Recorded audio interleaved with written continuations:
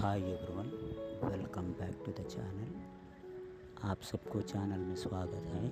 आज हम इस वीडियो में देख रहा है ये महाराष्ट्र स्टेट का नंदुरबार जिला का तलोदा तालुका बस स्टैंड का वीडियो है।